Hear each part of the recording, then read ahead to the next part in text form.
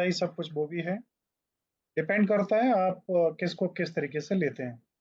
तो आज के इस सेशन को मैं स्टार्ट करूं उससे पहले पिछले जो आसन हुए हैं उन्हें आप एक बार रिवाइज जरूर कर लिया करिए।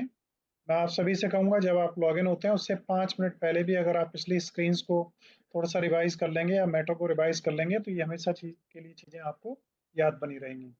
So before starting today's this is sixth session we are going to start of unit 2 in which we are studying about asanas, what are asanas and what is different type of asanas.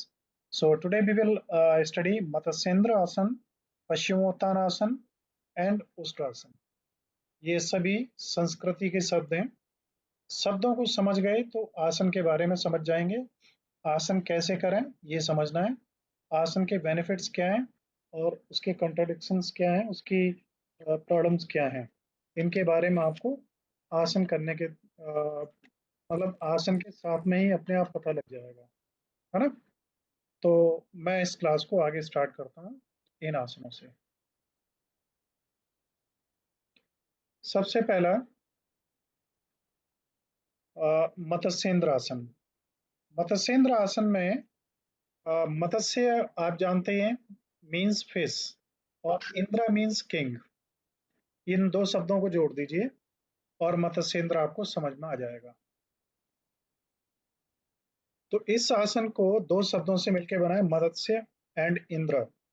मत्स्य एक आप जानते हैं मछली को कहते हैं और इंद्र जो है, इंद्र देवता हैं, देवताओं के भी देवता, उन्हें इंद्र कहा जाता है। अब इन दो शब्दों को मिलाएंगे तो इन दो शब्दों के मिलने से जो अर्थ निकलेगा वो अर्थ मत्स्येंद्र आसन का नहीं है। किसी कुछ कहना है?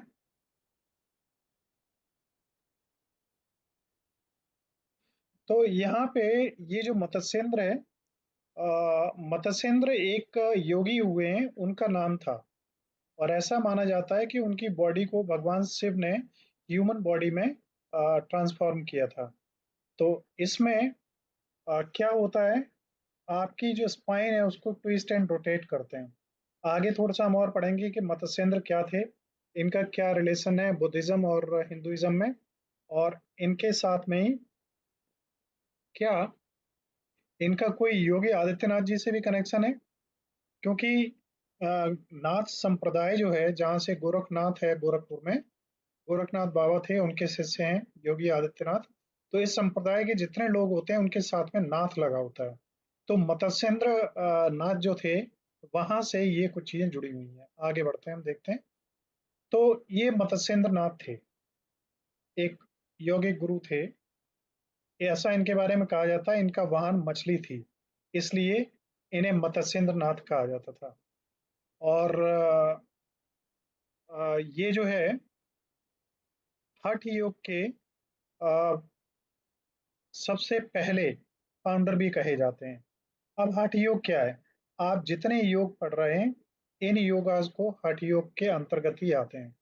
और ये योगा स्पेशली मत्स्येंद्र आसन जो है, जैसा पिछला आपने पढ़ा था एक आसन जिसमें आप ट्विस्ट करते हैं अपनी स्पाइन को और लेग्स को, तो उसी तरीके से कुछ इसमें होता है।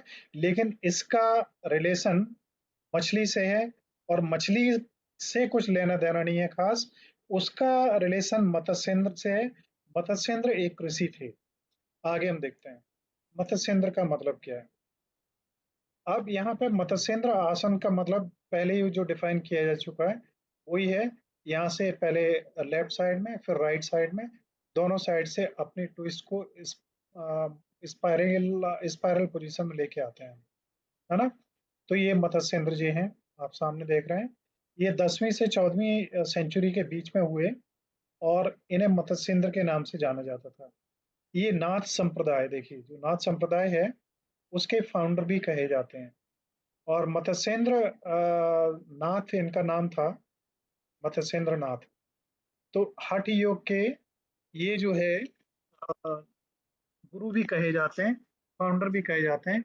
हठ योग में क्या होता है कि हम कोई विशेष पोस्चर, कोई विशेष जेस्चर में अपने आप को ढालते हैं और उसी के द्वारा अपनी जो प्राप्तियां करना चाहते हैं उन्हें प्राप्त करने का प्रयास करते हैं। अब हठ योग क्या है, थोड़ा सा यहाँ पे आपको जान लेने की जरूरत है। हठ योग एक ऐसी मुद्रा है जहाँ पे आप अपनी सांस और शरीर की मुद्रा को नियंत्रित करते हुए अपने शरीर में एनर्जी के फ्लो को मेंटेन करते हैं। हठ हठ मीन्स होता है जिद्दी या अकड़ेलू या किसी बात पे डट के खड़ा रहना। तो संस्कृत में इसका मतलब है फोर्स, मतलब शक्ति का प्रतीक।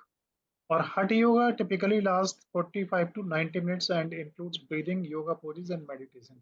तो हठ योग क्या है, इसमें तीन चीजें आती हैं। एक तो कोई भी बॉडी की पोस्चर होगी, कोई भी योग होगा इतने योग में से, और इसमें सांस का लेना देना और ध्यान का ध्यान करना, ये तीन चीजों से मिलके हठ योग बनता है। अब स्टेप्स क्या है मत्स्येंद्र के, तो देखिए ये पोस्चर आपको दिख रही है परफेक्ट मत्स्येंद्र की। इसमें sole of foot flat on floor, सीधा है पैर, देखिए ये एक पैर आपका मुड़ा हुआ है किस स्थिति में, जैसे वज्रासन में होते हैं। Anchor down through bones in the vertex, lift lower back while pressing down through palms। तो लोअर बैक को थोड़ा सा ऊपर की तरफ उठाना है और हथेली को नीचे की तरफ रखना है। नेक्स्ट यहाँ पे देखिए, entire torso revolve around spine, ये ऐसा रिवॉल्व होना चाहिए। Okay. Roll back soldiers back and down, आपके जो सोल्जर्स हैं वो भी इस तरीके से रोल होना चाहिए, और यहाँ पे ये स्ट्रेट हो। ध्यान रखिए यहाँ पे ट्विस्टिंग ये हो रही है ना। Leverage the twist with a slight elbow pressure against knee। ये आपका जो घुटना है इसके ऊपर आपकी एल्बो है, ये थोड़ा सा इधर को प्रेशर लगाएगी और ये पैर थोड़ा सा इस साइड में प्रेशर लगाएगा। एक्सटेंड फिंगर अपवर्ड्स, आपकी उंगलियां ऊपर की तरफ उठी हुई होनी चाहिए, और कंधा ये जो है बैक की तरफ लगाएगा प्रेशर, और ये इसकी तरफ लगाएगा। Turn your gauge over your shoulders and directions of twist, जिस साइड में आप झुके हुए हैं उसी साइड में कोई पॉइंट, आप जैसे ये बिंदी दिख रही है आपकी आंख की पोजीशन में यहाँ पे आ रही है, या जैसे एल या एल डबल ओ के पे यहाँ पे किसी पे ध्यान आप दे सकते हैं। नेक्स्ट है रिवॉल्व हेड अराउंड एक्सेस, आप अपने सिर को भी इधर से घुमा के, जैसा ही दिख रहा है ऐसे करना है। Reach up the through the crown chest points, तो आपको क्या करना है, ये जो शीर्ष का टॉप है इसको क्राउन चक्र कहते हैं, आखिरी चक्र होता है आपके जो योग विद्या है और जिसको हम कहते हैं मेडिटेशन, उसमें आखिरी चक्र होता है। अगर इसको हमने कर लिया एक्टिवेट, तो be becomes a part of the divine, इस जीवन के आने जाने की प्रक्रिया से हम मुक्त हो जाते हैं, और इसी को हमारे उसमें कहा जाता है समाधि, समाधिस्थ हो जाना। तो स्टेप्स देख लीजिए, क्या करें, गहराई से सांस लें, और सांस लेने के साथ में आप अपनी जो आपकी स्पाइन है उसको थोड़ा सा खींच के रखना है। नेक्स्ट में as you exhale twist your torso, फिर सांस को छोड़ते हुए आपका जो ये ट्रंक और टॉर्सो है इसको राइट साइड में इस तरीके से मोड़ना है। Right shoulder keep your chin parallel to the floor, आपकी जो चिन है ना ये पैरेलल रहनी चाहिए, ना तो ज्यादा ऊंची उठी हो ना ज्यादा नीचे की तरफ झुकी हुई हो, यहाँ से लगभग 90 डिग्री का एंगल होना चाहिए। Hold the pose for 30 seconds to 1 minute, 30 second से 1 मिनट तक आप होल्ड करके रखें। गहराई से सांस लें, और इस जो मोड़ है, जिस तरीके से शरीर को बेंड किया हुआ है, इसको बनाए रखें। उसके बाद आसानी से सांस को छोड़ें, आप सिंपल जिस मुद्रा में पहले थे उसमें आ जाएं, फिर अपोजिट साइड से ठीक इसी तरीके से आपको इसको रिपीट करना है। ठीक, नेक्स्ट में हम आते हैं। तो अब यहाँ पे इसके बेनिफिट्स क्या हैं। It loses extra fat and makes the body beauty and strong, इन पे कतई मत जाना कि यहाँ चार पांच लिखे हुए हैं, चार पांच ही आप लिख दें। आप ये भी लिख दें कि आपके अगर हाथ में कोई प्रॉब्लम है तो उसमें आराम आएगा, नर्वस सिस्टम बेहतर होगा, आपका अटेंशन बेहतर होगी, आप में डिप्रेशन की दिक्कत होगी तो वो दूर होगी, आपके हिप्स में कोई प्रॉब्लम है, इनमें कोई प्रॉब्लम है तो उसमें आराम मिलेगा, हमारी बॉडी रिजुवनेट होगी, तमाम चीजें आप लिख सकते हैं। इससे देखो लीवर, स्प्लीन, पैनक्रियास बेहतर होगा, और रेस्पिरेटरी सिस्टम बेहतर होगा, पेन, स्ट्रेस या हेडेक कोई है उसमें आराम मिलेगा, और it rejuvenates the nervous system. तो ये सारी चीजें आप लिख सकते हैं, ठीक है ना। नेक्स्ट है, अब इसके प्रिकॉशंस क्या है। तो प्रिकॉशंस आमतौर पे आप जानते ही हैं, कुछ मैटर्स में जब आप करना चाहें तो उन्हें एक बार जरूर पढ़िएगा, उसके बाद ही स्टार्ट करिएगा। और चूंकि आप सर्टिफिकेट इन योगा कर रहे हैं, इसका सर्टिफिकेट आपके हाथ में आ जाएगा। और जैसा स्टार्टिंग में बताया गया था कि इसको करने के बाद आप योगा टीचर के रूप में काम कर सकने के लिए अधिकृत होंगे। आप टीचर होंगे तो आपको फिर और पढ़ाई करने की ज़रूरत है। तो ज़रूरी नहीं है आपने जो भी पढ़ाई आपको याद रह जाएगा, कोई बात नहीं, आप भूल जाएंगे। लेकिन जब ज़रूरत पड़ेगी तो आप उसको रिवाइज करके एक बार फिर दोबारा से आगे बढ़ सकते हैं। तो इसमें क्या करेंगे मत्स्येंद्र आसन में, कि अगर आपको कोई क्रोनिक या रिसेंट में हुई प्रॉब्लम है स्पाइन, हिप या नी से, तो आप इसको न करें। समून कुछ कहना है आपको? सर इसके नोट्स प्रोवाइड करा दीजिए। हाँ, मैं करवा दूंगा, बिल्कुल रेडी भी हैं, कोई प्रॉब्लम नहीं। Individuals with herniated disc, sciatica, or sacroiliac joint dysfunction should practice this pose under the guidance of a qualified yoga instructor. अगर हार्निया की प्रॉब्लम है, हार्निएटेड डिस्क है, सियाटिका की दिक्कत है, या सैक्रोइलियक जॉइंट में कोई डिसफंक्शन है, तो बड़ी सावधानी के साथ में और योगा गुरु के इंस्ट्रक्शंस में ही करें। प्रेग्नेंट वुमेन्स को हमेशा अवॉइड करना चाहिए, और उनके लिए कुछ ही एक्सरसाइज होती हैं जो रिकमेंडेड होती हैं। नेक्स्ट आप देखेंगे तो ये आप ऑलरेडी कर ही चुके हैं। नेक्स्ट है हमारा पश्चिमोत्तानासन। इससे पहले आपने कल एक आसन पढ़ा था जिसमें एक पैर सीधा होता था, दूसरा यहाँ पे मुड़ा हुआ होता था, और उस आसन को क्या कहते हैं हम, कोई बताएगा? सर जानु शीर्षासन। जानु शीर्षासन। यस यस, वेरी गुड, जानु शीर्षासन। जानु मीन्स क्या होता है? घुटना। घुटना, बिल्कुल सही है। अब जानु शीर्षासन की बात करें और स्टूडेंट ये कहें सर हमें हिंदी नहीं आती है, इसलिए हमें इंग्लिश में ही चाहिए। अब हिंदी नहीं आती है तो जानू शब्द ही तो जानू ही रहेगा, जानू शीर्षासन का नाम वही रहेगा। अब ये पश्चिमोत्तान है, इसमें अंतर सिर्फ इतना है कि दोनों पैर सीधे होंगे, और ये सीधा ना रह के बेंड होके यहाँ से आपको चिन अपनी यहाँ पे लगाने की कोशिश करनी है, या आपका हेड जो है वो पैरों से लगाने की कोशिश करनी है, इतना अंतर है। अब इसको पश्चिमोत्तान आसन का जो शब्द है पश्चिमा, मीनिंग बेस्ट। बेस्ट मीन्स जानते हैं आप, ईस्ट एंड वेस्ट, और back of the body, body का बैक। तो हमें झुकना है इस स्थिति में। और उत्ताना मीन्स होता है मीनिंग इंटेंस और स्ट्रेच। तो पश्चिमोत्तान मीन्स हो गया पीछे की तरफ खिंचाव शरीर में पैदा करना। तो पश्चिमोत्तान आसन को हम क्या कहते हैं, डोर्सल स्ट्रेच पोज भी कहते हैं। डोर्सल क्यों कहते हैं? बायो के कोई स्टूडेंट है तो वो जानते होंगे डोर्सल क्या होता है, जानते हैं कोई? डोर्सल एरोटा के बारे में पढ़ा है किसी ने? एरोटा किसे कहते हैं? नहीं पता है। आर्टरीज किन्हें कहते हैं, मालूम है किसी को? सर ऑक्सीजनेटेड ब्लड कैरी करती हैं। आर्टरीज, ऑक्सीजनेटेड ब्लड कैरी करती है। यस, ऑक्सीजनेटेड ब्लड कैरी करती हैं। और एरोटा क्या है? सर यहाँ से ब्लड मतलब डीऑक्सीजनेटेड ब्लड हमारे हार्ट में एंटर करता है अरुणा सर।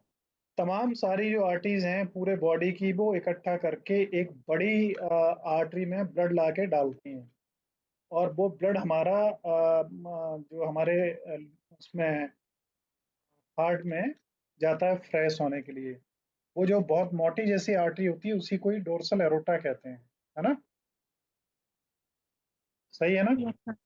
यस और सर। फिर वो ब्लड प्योर होके हमारा जो हार्ट होता है उसमें चार चैम्बर्स होते हैं, लेफ्ट और राइट। क्या क्या होते हैं? एक ऑरिकल होता है और एक वेंटिकल होता है, एक लेफ्ट ऑरिकल, एक राइट ऑरिकल, एक लेफ्ट वेंटिकल, एक राइट वेंटिकल। कौन से ऑरिकल या वेंटिकल में प्योर ब्लड होता है?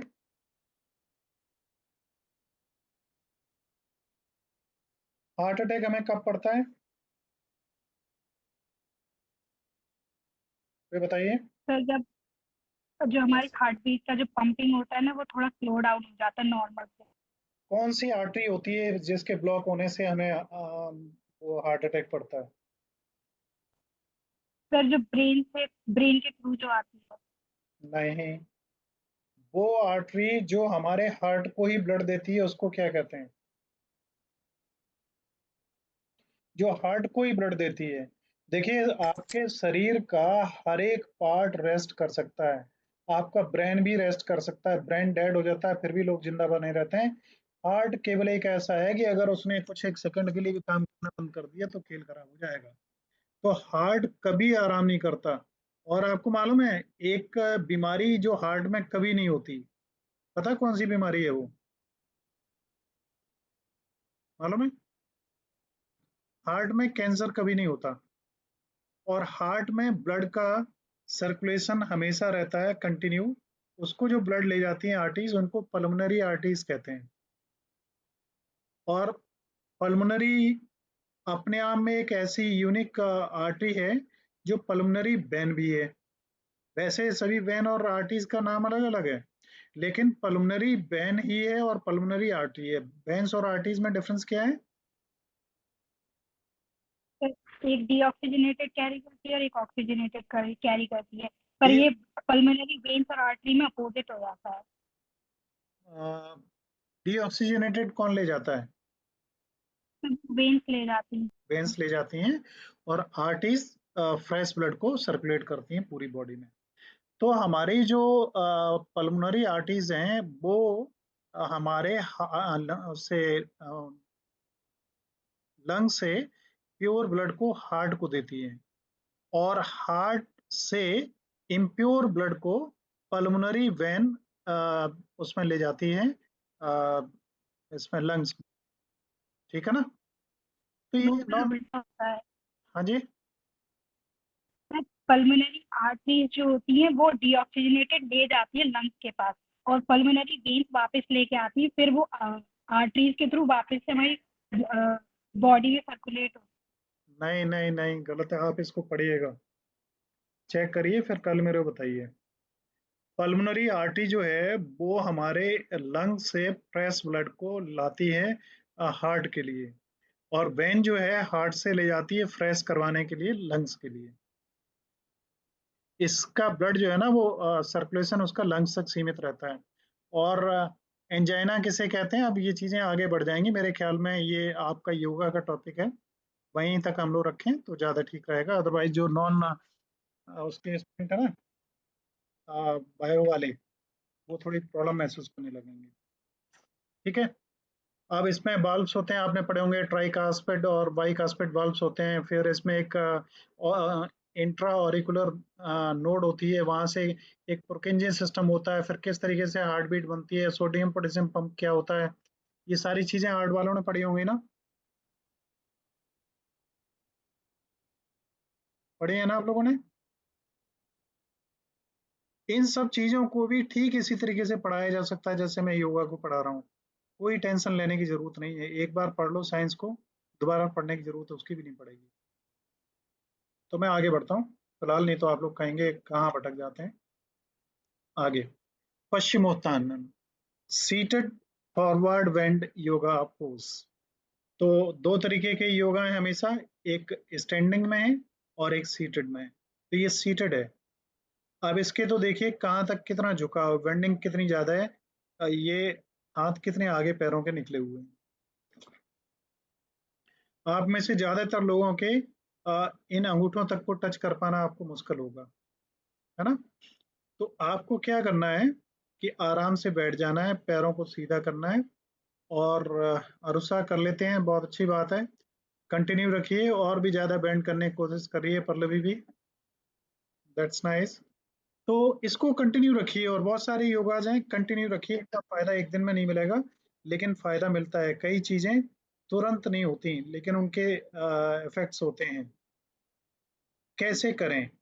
तो कैसे करें, बहुत सरल है। पश्चिमोत्तानासन के लिए आराम से बैठ जाइए योगा मैट पे, ऊपर करिए, और ऊपर करने के बाद अच्छी तरह सांस भरिए, सांस छोड़ते हुए झुकते आइए, और अब बेंड करके अपने पैरों को यहाँ तक छू लीजिए।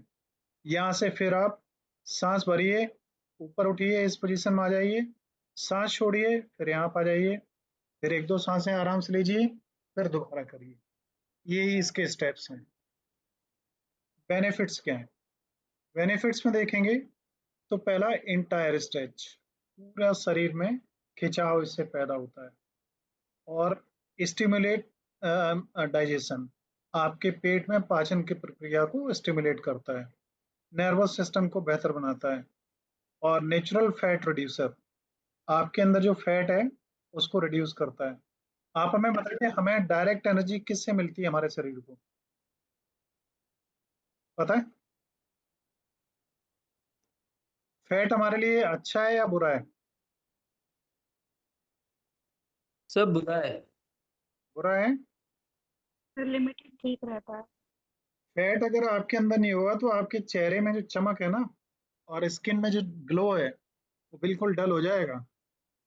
और फैट हर एक चीज मतलब जरूरी है, but that should be with in the limit. और फैट आपका एक एक्यूमुलेशन है किसका? जो आप खाना खाते हैं, खाना खाने से क्या बनता है? ग्लूकोज। और ग्लूकोज जो हमारा होता है वो हीमोग्लोबिन के साथ में ट्रांसपोर्ट होता है, और वो कहाँ तक जाता है? सेल्स तक जाता है। अब यहाँ पे इंसुलिन की क्या रोल होता है डाइजेशन में, पता है बस किसी को? शुगर को डाइजेस्ट करना। हाँ जी। बस शुगर को डाइजेस्ट करना या फिर शुगर लेवल मेंटेन रखना इंसुलिन। कैसे मेंटेन होता है ये बताइए। सर इतना तो नहीं पता, मैं बायोलॉजी स्टूडेंट हूँ। चलिए मैं बताऊँ, आप लोग बोर तो नहीं होंगे? सर बता दीजिए। देखिए, जब भी हम कुछ खाते हैं तो हमारी बॉडी में सबसे पहले पेट में जाने के बाद उसका क्या होता है? मंथन होता है, और वो सर लिक्विड जब फॉर्म में डायबिटीज हो कन्वर्ट हो जाती है जाता तो है। इंसुलिन के सर वो लगते हैं सर इंजेक्शन। हाँ हाँ। तो देखिए मैं बता रहा हूँ, उसे थोड़ा सा सुन लीजिए सही से। तो जो भी हम खाते हैं वो हमारे पेट में जाने के बाद में उसका पाचन होता है, फिर बड़ी आंत में जाता है। बड़ी आंत, वो सॉरी, छोटी आंत में जाता है। छोटी आंत करीब काफी बड़ी होती है, लगभग 30-32 फीट के बराबर होती है। इसमें धीरे धीरे भोजन आगे की तरफ खिसकता है, और इसमें बहुत सारे एंजाइम्स होते हैं, बहुत सारे, बहुत छोटी सी यूनिट होती हैं जो हमारे भोजन में से प्रोटीन हुआ, फैट हुआ, कार्बोहाइड्रेट्स हुआ, विटामिन्स हुआ, मिनरल्स हुए, और तमाम सारे ट्रेस एलिमेंट्स होते हैं, उन्हें ये एब्जॉर्ब करते हैं। इनको विलाइज कहते हैं। एब्जॉर्ब करने के बाद में लीवर के थ्रू जो भी चीज हमारी है ब्लड स्ट्रीम में लीवर के थ्रू जाती है। लीवर एक चौकीदार का काम करता है, इसलिए लीवर को सेकेंड ब्रेन भी कहते हैं, क्योंकि यही निश्चित करता है कि कौन सी चीज को हमारे ब्लड में जाना है, कौन सी चीज को ब्लड से बाहर रखना। तो जो हमारे ब्लड में जाता है वो क्या होता है? ग्लूकोज, जिसको हम कहते हैं या शुगर कहते हैं। और ये आपको मालूम है ग्लूकोज का फार्मूला क्या है? Yes sir. C6H12O6। C6H12O6। C6H12O6। तो तो ये ग्लूकोज के जो छोटे छोटे पार्टिकल्स होते हैं ब्लड स्ट्रीम के साथ में हमारी सेल्स तक पहुंचते हैं। और जब हमारी सेल्स में पहुंचते हैं तो ये मान लीजिए जैसे हमारा एक घर है, आप आगरा में रहते हैं, आगरा में हजारों घर हैं। आपका घर है, आपके गेट पे कोई जब कुंडी खटकाता है तो आप गेट खोलते हैं, वो होता है दूधिया दूध लेके। आप कुंडी खटकाते हैं, गेट खुला, आपको मालूम है दूधिया आ गया, आप बर्तन लेके गए, आपने दूध डलवाया, बंद कर लिया। ऐसे ही इंसुलिन जो होती है, तो ये हमारी बीटा सेल्स बनाती हैं। कहाँ पे, कहाँ बनाती हैं? पेनक्रियाज में। ठीक है। तो पेनक्रियाज में इंसुलिन इनके ब्लड के साथ में चलता है, और जब ये किसी सेल के पास पहुंचता है तो आप ठीक वही काम करता है। सेल का गेट खुलवाने में इंसुलिन हेल्पफुल होता है, और अगर इंसुलिन नहीं है तो सेल्स का गेट नहीं खुलता। और ये जो हमारा ग्लूकोज है जो सेल में जाके स्टोर होना चाहिए, और सेल में कैसे होता है, सबसे पहले हमारा होता है कार्बोहाइड्रेट, फिर प्रोटीन, और फिर फैट, और फिर आपने प्रक्रिया जानते हैं एडीपी से एटीपी की, कितने लोग जानते हैं एडीपी और एटीपी क्या होते हैं? बताइए, आप में से कोई जानता है तो। Yes Sarsawa, sir ATP adenosine triphosphate. ठीक है। और देखिए, एक होता है एडेनोसिन डाइफॉस्फेट, एक होता है एडेनोसिन ट्राइफॉस्फेट। जब एडेनोसिन डाइफॉस्फेट को एक मॉलिक्यूल मिलता है तो वो एटीपी में कन्वर्ट हो जाता है और स्टोर हो जाता है। और जब कभी हमारी एनर्जी जरूरत होती है तो वो एटीपी में से एक मॉलिक्यूल निकलता है और वो एडीपी में कन्वर्ट हो जाता है, और वो मॉलिक्यूल हमारी बॉडी में कंजम्पशन के लिए चला जाता है। इस तरीके से एक प्रक्रिया चलती रहती है। ये इस तरीके से हमारा एनर्जी आती जाती रहती है। और एनर्जी अगर ज़्यादा ही होती जाती है तो ये हमारा कार्बोहाइड्रेट, प्रोटीन्स वगैरह फैट में कन्वर्ट होने होने लगते हैं, और ये कन्वर्ट होके हमारी जगह जगह पर इनका वो होने लगता है, एक्यूमुलेशन होने लगता है, जिससे हमारा जो बॉडी में मोटापा बढ़ने लगता है, और हमारी मसल्स तो कम हो जाती है, मोटापा बढ़ने लगता है। फिर हमारे शरीर पे ही वजन इतना बढ़ने लगता है जिसकी वजह से हमारा ब्लड को पंप करने के लिए ज़्यादा मेहनत करनी पड़ती है, और बहुत सारी प्रॉब्लम्स हमारे साथ में बढ़ने लगती हैं। इसलिए फैट हमारे लिए खराब है। अदरवाइज फैट हमारे लिए बहुत ज़रूरी है। फैट का लेवल कम होगा तो भी हमें दिक्कत बहुत होगी, हमें एनर्जी बहुत कम मिलेगी, थकान बहुत ज़्यादा महसूस होगी, एक ग्लो स्किनिंग वो भी खत्म हो जाएगी, विजन भी कमज़ोर पड़ जाएगा, थिंकिंग भी कमज़ोर पड़ जाएगी, सभी में असर पड़ेगा। तो वून to pelvic region, pelvic region ये जो है हमारा पश्चिमोत्तान में, ये हमारे, ये इसके लिए बहुत इंपॉर्टेंट है। कंड्यूसिव टू मेडिटेशन, आपके ध्यान में सहयोगी होता है, और कंट्रैक्ट्स फैटिग, थकान को कम करता है। टोन्स ऑर्गन्स, जो ऑर्गन्स हैं उन्हें उत्तेजित और बेहतर बनाता है। प्रिकॉशंस क्या हैं? सियाटिका, हर्निएटेड डिस्क या कोई भी इंजरीज हैं तो इसको ध्यान रखने की जरूरत है, और प्रेग्नेंट वुमेन्स इसको न करें। पश्चिमोत्तान आसन में अगर आपका ब्लड प्रेशर लो रहता है तो आप इसे ज़्यादा न करें, और ज़्यादा लंबे समय के लिए न करें। अगर आपको चक्कर आने महसूस होते हैं तो आपको इसको नहीं करना चाहिए। इसके बाद में नेक्स्ट हमारा आता है उष्ट्रासन। उष्ट्रासन आप सभी लोगों ने, मैंने शुरू में ही बताया था, उष्ट्र का मतलब क्या होता है? ऊंट। और ऊंट की कहानी आपको मालूम है किससे जुड़ी है? कालिदास। कालिदास जी से। तो उष्ट्र आसन का मतलब आपकी ऐसी पोस्चर जो ऊंट के समान हो। आगे बढ़ते हैं तो देखिए, ये उष्ट्र मीन्स होता है कैमल, एंड आसन मीन्स होता है पोज। तो ऊंट की तरीके से बैठी हुई जो मुद्रा आपकी है वो उष्ट्र आसन कहलाती है। इसमें फीट आपके स्ट्रेट हैं, knees and shins hip distance parallel, और press tailbone slightly forward. Tailbone यहाँ पे जहाँ पे आपकी वो खत्म हो जाती है आके रीढ़ की हड्डी, और स्पाइन लॉन्ग, स्पाइन को आप सीधा खींच के रखें, हिप्स आउट, थोड़ा सा आउट करे रखें, चेस्ट ऊपर की तरफ उठी हुई हो। Only if it feels okay on neck, head goes back.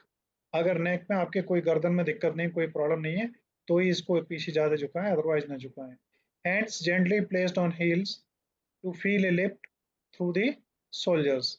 तो आपके हाथ जो हैं आपके हील्स पे रखे हुए हैं, और कंधों के द्वारा इनमें ऊपर की तरफ फोर्स होना चाहिए, न कि इसका वजन इस पे ले आए।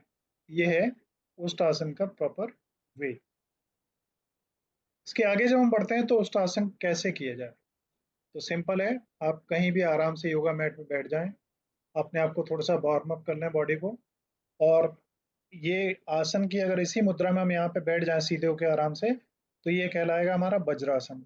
वज्रासन से फिर हम खड़े होंगे, खड़े होने के बाद में अपने आप को पीछे बेंड करेंगे, हाथों को यहाँ पे लगाएंगे, चिन को हम ऊपर की तरफ करेंगे अगर बेंड कर सकते हैं इजली तो। और जब यहाँ से हम आसन करेंगे तो पहले तो गहराई से सांस लेंगे, जब बेंड होंगे तो सांस को छोड़ते जाएंगे, फिर जब इससे रिलैक्स होंगे सांस को भरेंगे, फिर यहाँ से छोड़ते हुए इस मुद्रा में यहाँ पे आ जाएंगे। इस तरीके से आप कंफर्टेबली इसको करेंगे। 15 से 30 सेकंड तक आपको इस मुद्रा को मेंटेन करके रखना है और जितनी देर आप कर सकें उतनी देर आपको कर लेना चाहिए। उसके बाद में एक चीज और ध्यान रखने वाली, इसमें रेस्टिंग चाइल्ड्स पोज, बाल आसन। बच्चा नहीं जैसे माँ के गर्भ में लेटा होता है, या बच्चा चारों हाथ पैर इकट्ठे करके लेटा होता है, या डेड बॉडी, कोई भी आसन करने के बाद में सबसे लास्ट में ये आसन कर लेना आपके लिए ज्यादा बेहतर है। इस आसन में आपको बड़ा आनंद आएगा, शरीर को पूरा रेस्ट मिल जाता है। बेनिफिट क्या है? आपके फ्रंट का बॉडी जो है पूरी, including abdomen, chest, quadriceps, biceps, triceps, ये सभी स्ट्रेंथन होती हैं और इसमें स्पाइन से लेके आपके पूरे शरीर में फ्लेक्सिबिलिटी आती है। डाइजेस्टिव सिस्टम और जो आपका और ऑर्गन्स हैं उनको भी हेल्प मिलती है। अगर आपको कॉन्स्टिपेशन रहता है, पेट में दिक्कत रहती है, तो उसमें आराम मिलता है। चेस्ट इम्प्रूव होती है, टेंशन और स्ट्रेस रिलीज होता है। और अगर वुमेन्स हैं तो उनका मेंस्ट्रुअल जो साइकिल होता है वो डिस्कम्फर्ट उस पीरियड में अगर महसूस करती हैं तो उसमें भी उन्हें आराम मिलेगा। So this is now the end of today's session. I would like to thank you for joining this session. Now it is time for taking your question if you have any. Time 8:50 हो रहा है, still 10 minutes are remaining. कोई question है तो आप लोग पूछ सकते हैं।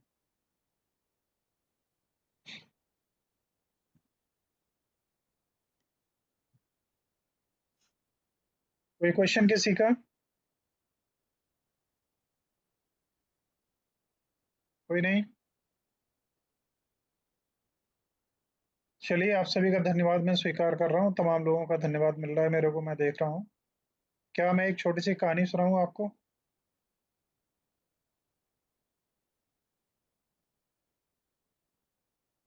Okay. Getting a response, a lot of responses in ears and emojis. So on which topic you would like to listen a story?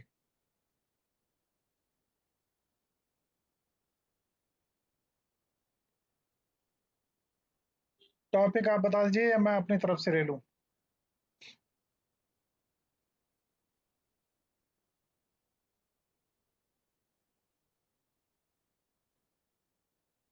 चलिए, मैं अपनी तरफ से ले लेता हूं, जैसा कि मेरे को लग रहा है आप लोगों के रिस्पॉन्सेज दिख रही हैं।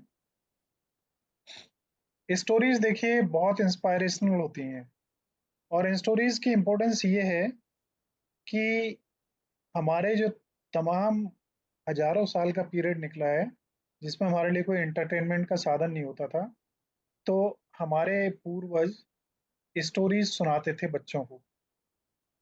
तो हमारे जीन्स में ही शायद कहीं ना कहीं कुछ ऐसी चीजें आ गई हैं कि स्टोरीज हमें बड़ी अच्छी लगती हैं। बच्चे चाहे किसी भी देश के हों, किसी भी जाति के हों, किसी भी धर्म के हों, स्टोरीज सभी को अच्छी लगती हैं।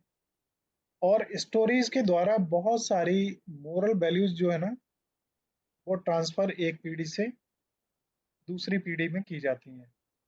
और स्टोरीज की जब बात करते हैं वैसे ही हमारा माइंड एकदम रिलैक्स हो जाता है, बड़ा सूदिंग स्टेट में आ जाता है कि अब हमें आनंद आने वाला है। तो स्टोरीज की यही एक खासियत है, एक तो ये आनंदित करती हैं और साथ में कुछ मोरल वैल्यूज देके जाती हैं। तो देखिए, स्टोरी मैं आपको सुनाने जा रहा हूँ। स्टोरी का मूल ये है कि आप जो भी हैं एक व्यक्ति हैं, और अगर व्यक्ति हैं तो आपके अंदर अच्छाइयाँ और बुराइयां दोनों ही होंगी। अब ये आप पे डिपेंड करता है कि आपने अपने आप को क्या बना लिया है ना? आपने अपने आप को अच्छा बना लिया है या बुरा बना लिया है? तो मैं एक एग्जांपल देता हूँ आपको, महात्मा बुद्ध का। महात्मा बुद्ध बचपन में बहुत ही एक सामान्य टाइप के बच्चे थे, और आपने शायद उनके बारे में पढ़ा होगा कि जब वो पैदा होने वाले थे उससे पहले उनके जो पिता थे उन्होंने बहुत बड़ी संख्या में साधुओं को, बौद्ध मॉन्क्स को और तमाम जो साधक होते थे उन लोगों को बुलाया, और ये कहा कि उनकी पत्नी जो है वो गर्भिणी है, सी is about to give birth to a child. हम जानना चाह रहे हैं वो बच्चा कैसा होगा। ये पढ़ा है आप लोगों ने, सुना है कि नहीं? बी इंटरेक्टिव, दादी माँ की तरीके से। दादी माँ को बीच बीच में जानने की जरूरत पड़ती है कि आप लोग सो तो नहीं गए? नहीं पता है? तो उन्होंने एक बहुत बड़ा आयोजन किया, उसमें तमाम लोगों से पूछा कि बताइए इसका क्या भविष्य होगा। तो इस बात पे मैक्सिमम लोग राजी थे। उस समय मशीनें तो थी नहीं कि पता लगा लें लड़का होगा कि लड़की होगी। मैक्सिमम लोग इस बात पर राजी थे कि महाराज आपको पुत्र की प्राप्ति होगी। पुत्र कैसा होगा, मतलब एक अच्छा शासक बनेगा या कैसा होगा? तो इस पे दो राय बनी हुई थी दोनों साइड की। दोनों ग्रुप में बट गए थे लोग। एक लोगों का कहना था कि वो बहुत ही तीक्ष्ण बुद्धि वाला होगा, बहुत महान व्यक्ति होगा। और एक लोगों का कहना था कि वो मतलब बहुत महान व्यक्ति होगा, बहुत बड़ा सम्राट होगा, बहुत बड़ा राजा होगा। और दूसरे लोग कह रहे थे कि वो बहुत बड़ा तो होगा लेकिन वो राजा नहीं होगा, और वो हो सकता है सामान्य भी रहे लेकिन राजा नहीं होगा। तो एक यंग मॉन्क था उनमें से, बड़े आत्मविश्वास के साथ और बड़े मतलब जोश के साथ में खड़ा हुआ, और वो बोला कि वो निश्चित ही एक बहुत बड़ा संत होगा और उसे संत बनने से कोई रोक नहीं सकता, और संत ही होगा। राजा को लगा ये तो भाई बड़ा विचित्र बात कह रहा है कि बेटा अगर संत हो गया तो राज्य को कौन संभालेगा? किस राजा को अच्छा लगेगा कि उसका बेटा संत हो जाए? आज मोदी साहब हैं, अगर शादी हो गई होती, बच्चे होते, तो वो उन्हें कहाँ पसंद होता कि उनका बच्चा कटोरा लिए फिरे? कोई राजा नहीं चाहेगा।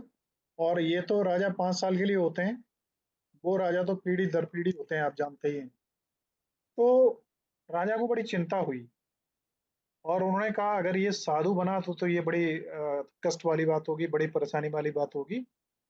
तो समय आया और उसकी पत्नी ने बच्चे को जन्म दिया। राजा से राजा ने उससे संत से ये भी कहा, महाराज हम चाहते हैं कि संत न बने, आप हमें इसका कोई उपाय आप ही सुझाएं। तो उस संत ने क्या कहा मालूम है? ये कहा, महाराज ये तभी संभव है जब आप उसे संसार के मोह माया से दूर रखें। संसार के सुख और दुख को अगर उसने देख लिया तो उसे संत बनने से कोई रोक नहीं सकता, इसलिए उसे आप संसारिक मोह से दूर रखें। तो राजा ने क्या किया था मालूम है? बहुत छोटी उम्र से ही बहुत सुंदर सुंदर महिलाएं और जितने भी भोग विलास के साधन हो सकते हैं वो सब उपलब्ध करवाए।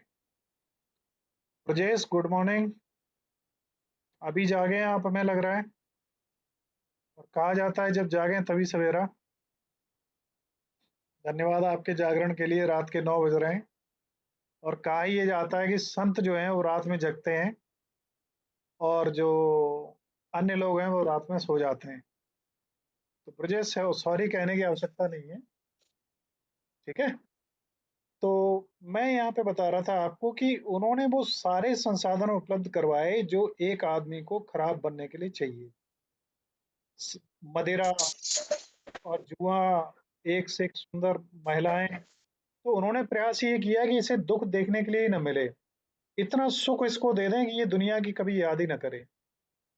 तो आपको मालूम है जहाँ प्रेम बहुत होगा वहीं पे घृणा भी होगी, जहाँ पे कड़वापन बहुत होगा वहीं पे मीठापन भी होगा, और जहाँ पे नमक बहुत होगा वहीं पे मिठास भी होगी, जहाँ दुख होगा वहीं सुख होगा।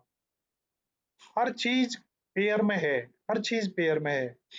और इस पेयर को अगर आपने मेंटेन कर लिया तो आपकी लाइफ सफल होगी। अगर आपने केवल सुख में जीना सीख लिया तो दुख आना ही निश्चित है, और दुख आएगा तो आप परेशान होंगे, और सुख छिन जाएगा तब परेशान होंगे, और सुख से दुख से सुख आएगा तो आप सुख का आनंद ले पाएंगे, और हमेशा ही सुख मिला रहेगा तो सुख का आनंद भी गायब हो जाएगा। तो क्या हुआ, राजा ने पूरे प्रयास करे कि उनका बेटा किसी भी तरीके से संत न बने। फिर उसके बाद की कहानी तो आप लोगों ने पढ़ी है कि एक बार वो गाड़ी पर जा रहे थे तो उन्होंने रास्ते में देखा कि एक बूढ़ा व्यक्ति जा रहा है।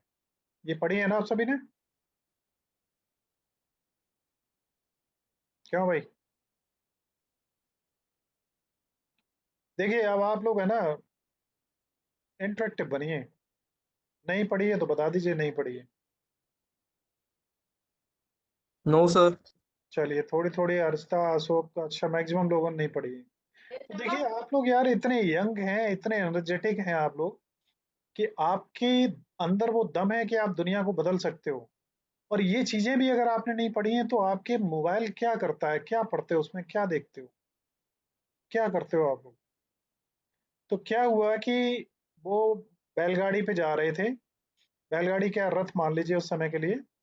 उन्होंने देखा एक बूढ़ा आदमी लकड़ी के सहारे से चल रहा है। उन्होंने अपने सारथी से पूछा, इस ये आदमी ऐसे क्यों चल रहा है और बड़ा धीरे धीरे चल रहा है? तो उन्होंने कहा साहब ये जो है बूढ़ा व्यक्ति है। तो उन्होंने बूढ़ा मतलब इसकी एज ज्यादा हो चुकी है। इसका मतलब मैं भी क्या एक दिन इस स्थिति में आऊंगा? उन्होंने कहा बिल्कुल महाराज, जो भी आदमी पैदा हुआ है उसको इस स्थिति में आना है। तो मैं भी आऊंगा? मैं कहा बिल्कुल आओगे। मैं महाराजा हूँ फिर भी आऊंगा? मैं कहा महाराज हर एक को ही इस स्थिति से गुजरना है। तो फिर थोड़े से आगे चले तो उन्होंने देखा कि एक बीमार आदमी लेटा हुआ है और वो चल फिर भी नहीं पा रहा है। उन्होंने कहा ये कौन है? कि ये साहब बीमार है। बीमारी क्या होती है उसने समझाया। फिर थोड़े से आगे चले तो लोग एक डेड बॉडी को ले जा रहे थे। तो उन्होंने पूछा ये क्या है? बोले ये साहब व्यक्ति मर चुका है। उन्होंने मर चुका है मतलब कि ये अब जिंदा नहीं रहा, इसका शरीर अब किसी भी काम का नहीं रहा, इसको अगर जलाएंगे नहीं तो ये थोड़े दिनों में सड़ना शुरू कर देगा। सड़ना क्या होता है कि ये जो हाथ पैर उंगलियां दिख रही हैं इनमें कीड़े लग जाएंगे और शरीर खत्म हो जाएगा। ये जब उसने सुना कि हम पैदा हुए हैं, हम बूढ़े होंगे, हम बीमार होंगे, हमारा शरीर खत्म हो जाएगा, बोला फिर शरीर खत्म होने के बाद क्या होगा? उसने कहा महाराज मैं तो इससे आगे कुछ भी नहीं जानता हूँ। मैं सिर्फ इतना ही जानता हूँ कि आदमी का चक्र यही है, ऐसे ही आदमी पैदा होता है ऐसे ही मर जाता है। जो उन्होंने ये सुना उनका दिमाग फिर गया। उन्होंने ये क्यों होता है, ऐसा चक्र क्यों है, क्यों आदमी को बार बार इस चक्र में आना पड़ता है? तो उन्होंने कहा अपने सारथी से, जंगल में चल रहे थे बहुत दूर, बोले हमें ले चलो। उन्होंने कहा महाराज बहुत दूर मतलब कि ले चलो। चलते चले गए, चलते चले गए, चलते चले गए, रात हो गई। तो एक नदी के किनारे पहुंचे और वहां पे उन्होंने रथ रोकने के लिए कहा और सारथी से कहा रथ को आप महल की तरफ ले जाओ और मैं अपने जीवन की यात्रा पर निकल रहा हूँ। तो क्या हुआ कि उन्होंने कहा महाराज हम अपने उन्हें क्या महाराज को क्या जवाब देंगे? उन्होंने कहा "आप जवाब लेना देना आपका काम है। ये दुख और सुख और जीवन और मृत्यु का चक्र क्या है हमें ये जानना है।"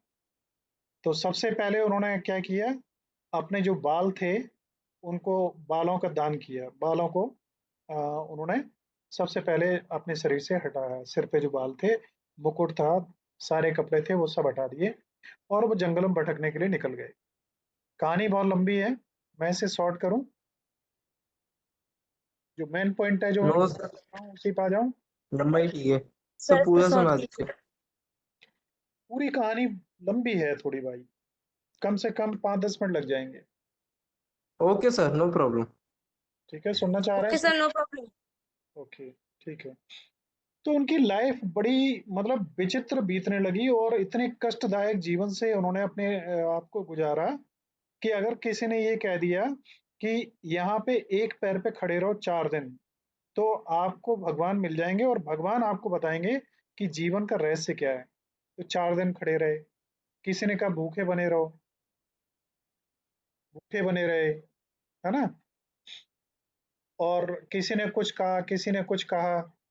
एक बार क्या, और जहाँ किसी ने बता दिया कि वहां चले जाओ वहां कोई संत हैं वो आपको ज्ञान दे सकते हैं, वहां गए, संत महाराज ने जो कुछ कहा उन्होंने सब कुछ किया लेकिन ज्ञान प्राप्त नहीं हुआ। उसके बाद एक जंगल में गए जहाँ एक नदी बहती थी। उस नदी का नाम था निरंजना। निरंजना नदी थी जिसको पार करके जाया करते थे। भिक्षा मांगने। और मैं तो एक बार क्या हुआ कि किसी महान पुरुष ने उन्हें बताया कि वास्तव में अगर भगवान को और ज्ञान को प्राप्त करना है तो तुम क्या करो, जितने चावल खाते हो उसके आधे डेली करते जाओ। आधे करते करते एक चावल पे आ गए, एक दिन में एक ही चावल खाएंगे। आप उम्मीद कर सकते हैं कि कोई आदमी इतना पागलपंती नशा उसे छाया हो जीवन के रहस्य को जानने के लिए कि एक चावल का भी आधा कर दिया। अब आधे चावल का और कितना करोगे? तो लेकिन वो डटे रहे। इतने ज्यादा कमजोर शारीरिक रूप से, और शरीर को तो कुछ समझते ही नहीं थे। इतने ज्यादा कमजोर हो गए कि एक बार उस नदी को पार कर रहे थे, नदी में घुटनों तक पानी था, लेकिन ऐसे बेचारे कमजोर कि नदी के किनारे तक पहुंचते पहुंचते गिर पड़े, और एक छोटे से कोई पौधा रहा होगा, उसे पकड़ के रात भर पड़े रहे कि पानी में बह न जाए। समझिए अब शरीर में क्या रह गया होगा। तो क्या हुआ कि जब उन्हें होश आया और उन्होंने ये देखा कि ये क्या हो रहा है, ये क्या हुआ, मैं ये क्या कर रहा हूँ, मैं अपने शरीर में, मेरे में इतनी दम नहीं है कि मैं नदी को पार कर पाऊं, और मैं जिसे प्राप्त करना चाह रहा हूँ उसको अगर प्राप्त करना है, और अगर ये शरीर ही खत्म हो जाएगा तो वो हमें कैसे प्राप्त होगा। तो ये भाव दिमाग में उनके में थोड़ा सा आया, और थोड़ा सा शरीर ने उनको साथ दिया। जैसे तैसे वो निकल के वहां से बाहर पहुंचे और एक वृक्ष के नीचे बैठ गए। वो वृक्ष आपको मालूम है, अब पीपल का वृक्ष था, जिस वृक्ष को महाबोधि वृक्ष कहते हैं, है ना।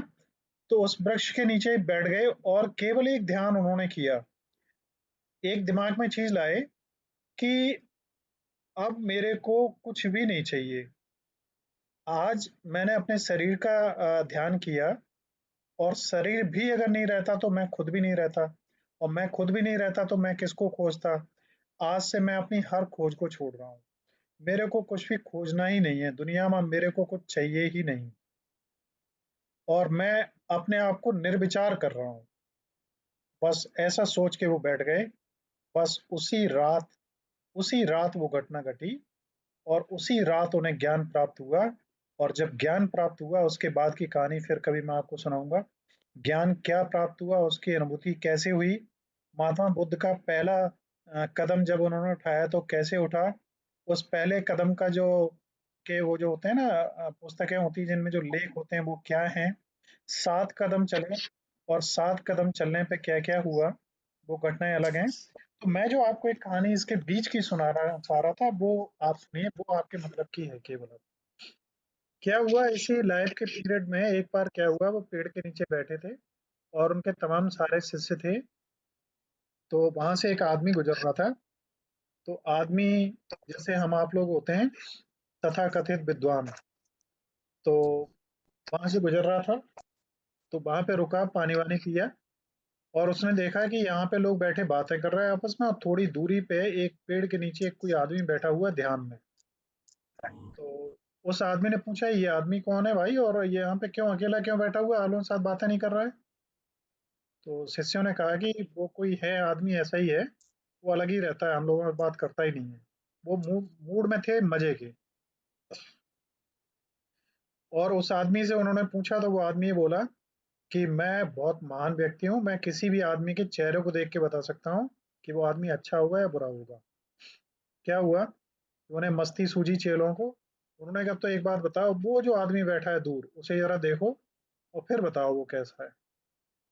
वो आदमी भी बड़ा जोश खरोश के साथ गया, उनके पास में थोड़ा सा गया, थोड़ी देर उनके मस्तिष्क को देखा और लौट के आया, और उसने गालियां देनी शुरू करी। बोले महाबेवकूफ, बहुत मोटी बुद्धि का, और जितनी गंदी गालियां हो सकती हैं, जितने गंदे शब्द हो सकते हैं, वो सब बोलना शुरू किया।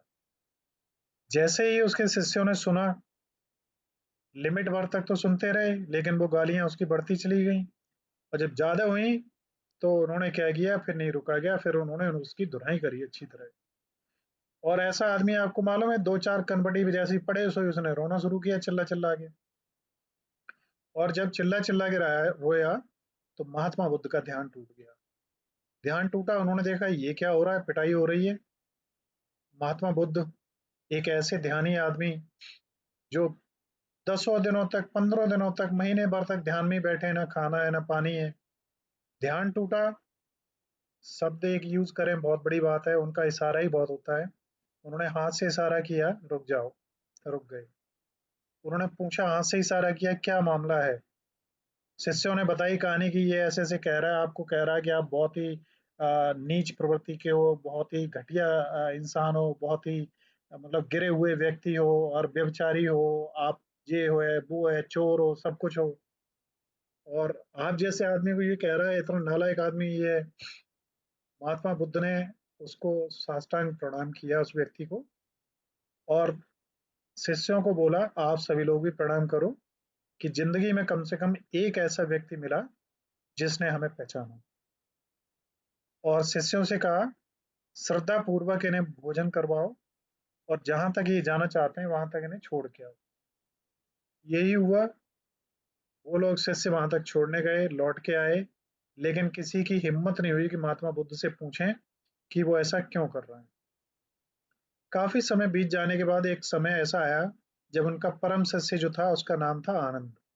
आनंद ने देखा कि आज गुरुदेव थोड़े से अलग मूड में हैं, उनसे उस प्रश्न का उत्तर पूछा जा सकता है। तो बड़े विनम्र भाव के साथ में, बड़े आग्रह पूर्वक और बड़े मतलब आह्लाद की उसमें प्रेजेंटेशन में आनंद ने पूछा महात्मा बुद्ध से, गुरुदेव, उस दिन के रहस्य को बताएं कि जिस व्यक्ति ने आपके लिए इतना उल्टा सीधा कहा, उसके प्रति आपने इतनी कृतज्ञता प्रकट की और हम लोगों से भी उसको धन्यवाद कहलवाया, खाना खिलवाया और वहां तक छुड़वाया भी। हम समझ नहीं पाए आज तक इस बात को। महात्मा बुद्ध ने कहा कि देखो आनंद, हम सभी लोग मनुष्य हैं और मनुष्य होने का ही मतलब ये है कि हमारे सभी के अंदर वो सभी लक्षण होंगे जो किसी भी एक व्यक्ति में होते हैं। एक व्यक्ति गौतम था एक दिन, आज वो महात्मा बुद्ध है। और एक व्यक्ति अंगुलिमान हो सकता है और अंगुलिमान भी एक दिन बहुत बड़ा ऋषि हो सकता है। आप में से आगरा कॉलेज के सभी स्टूडेंट हैं और आगरा कॉलेज के स्टूडेंट भी राष्ट्रपति रहे हैं और प्रधानमंत्री बने हैं। और आपको मालूम है कि आपके आगरा कॉलेज का जो, शायद आप में से बहुत कम लोगों को मालूम हो, आपके संस्थापक वो गंगाधर त्रिपाठी जी, उनके बारे में कितना जानते हैं आप लोग? मालूम है? कोई जानता है? जानते हैं तो बताइए। टाइम ऑलरेडी ज्यादा हो चुका है, अब मैं ज्यादा समय नहीं लूंगा।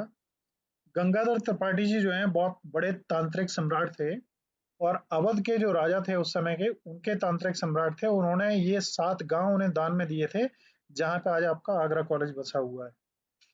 समझ रहे हैं? तो मेरा कहने का मतलब यहाँ पे ये था, महात्मा बुद्ध का रेफरेंस देने का, कि आप भी जितने व्यक्ति हैं, मैं और सभी लोगों को इंक्लूड करके, हम सभी के अंदर वो सारी शक्तियां हैं। अब हमारे ऊपर डिपेंड करता है कि हम कौन सी शक्तियों को जागृत कर लें और किन्हें दबा लें। बुराइयों को दबा लेंगे तो अच्छी शक्तियां ऊपर आ जाएंगी और हम अच्छे दिखेंगे, और अच्छी शक्तियां अगर दब गई तो हमारी बुराइयां सामने दिखेंगी। इसलिए हम किसी भी मूवमेंट, किसी भी क्षण में, एक क्षण में ही बदल जाते हैं। एक क्षण में ही आदमी भगवान बन जाता है और एक क्षण में ही शैतान बन जाता है। इसलिए कोई पैदाइशी नहीं होता। लाइफ में कब परिवर्तन आ जाएगा ये भी नहीं कहा जा सकता, लेकिन ये जरूर है कि लाइफ एक मूवमेंट से नहीं परिवर्तित होती है। उसके लिए महात्मा बुद्ध बनने के लिए महात्मा बुद्ध ने दसों साल तपस्या की, सैकड़ों जगह भटके, तब जाके एक घटना ने उन्हें महात्मा बुद्ध बनाया। इसलिए आप लोग अच्छे कामों की तरफ तत्पर रहिए, अच्छी क्वालिटीज को डेवलप करिए, और बुराइयां आपको ज्यादा आकर्षित करेंगी, ज्यादा लालच देंगी, और बुरे की तरफ सम्मोहन बहुत जल्दी होता है। लेकिन बुरे का आनंद भी मिलता है, थोड़े समय का होता है। अच्छाई का आनंद एक लंबे समय तक होता है। अच्छे बनिए, बहुत बढ़िया बनिए, ऐसी मेरी शुभकामनाएं आपके लिए। और इसके साथ ही मैं आज का सेशन यहीं समाप्त करता हूँ। Thank you for joining and thank you sir. अगर पॉसिबल होगा तो मैं कल भी क्लास लूंगा, और लूंगा तो आपको मैसेज ग्रुप में मिलेगा। So thank you all for joining. मैं रिकॉर्डिंग ओके सर, ऑफ करता हूँ। Thank you.